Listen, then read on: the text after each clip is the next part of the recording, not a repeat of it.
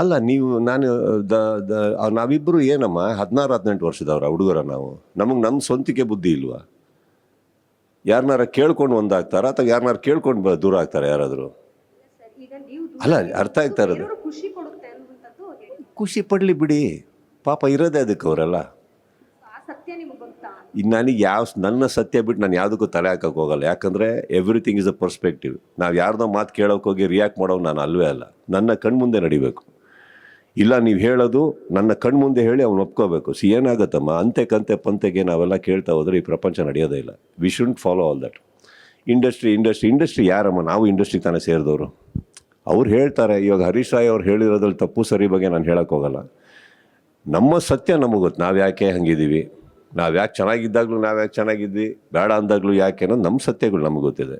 Correct ಅಲ್ವಾ? ಅಲ್ಲಿಗೆ ಬಿಟ್ಟರೆ ನಾನು ಬೇರೆಯವ್ರು ಖುಷಿ ಪಡಲಿ ಬಿಡಲಿ ಏನು ನಮಗೇನು ಏನಾಗಬೇಕಾಗಿ ಕಟ್ಕೊಳ್ಳೋದಲ್ಲ.